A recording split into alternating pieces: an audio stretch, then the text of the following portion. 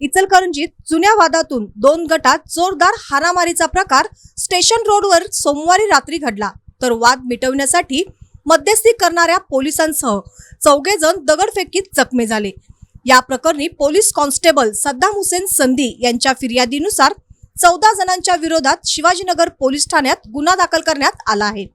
याबाबत पोलिसातून मिळालेली माहिती अशी: डॉक्टर बाबासाहेब आंबेडकर यांच्या जयंतीच्या निमित्ताने स्टेशन रोडवरील पूर्णाकृती पुतळा परिसरात सोमवारी रात्री 12 वाजल्यानंतर अभिवादन करण्यासाठी मोठ्या संख्येने अनुयायी जमले होते। यावेळी जल्लोष साजरा करताना एकमेकांना धक्का लागल्याच्या कारणातून दोन गटात वाद झाला। या वादाचे पर्यावसान हाणामारीत झाले। यावेळी कृष्णा श्रावण कटारे, अमोल श्रावण कटारे, सिद्धार्थ नागेश विधाते, सूरज नागेश विधाते, ओंकार विधाते यांच्यासह 11 जण एकमेकांना मारहाण करत होते।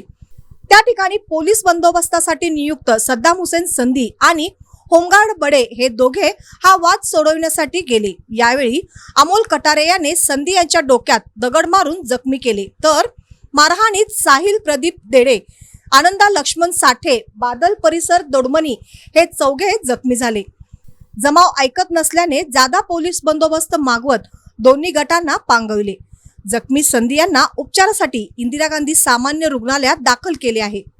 या प्रकरणी संधी यांच्या फिर्यादीनुसार कायदेशीर कामात अडथळा करून अमोल कटारे याने धाकाने कर्तव्यापासून परावृत्त करण्यासाठी दुखापत केल्याने 14 जणांच्या विरोधात गुन्हा दाखल झाला आहे। यामध्ये कृष्णा कटारे, अमोल कटारे, सिद्धार्थ विधाते, सूरज विधाते, ओंकार विधाते, साहिल देडे, आनंदा साठे, बादल दोडमणी यांच्यासह 6 अनोळखींचा समावेश आहे।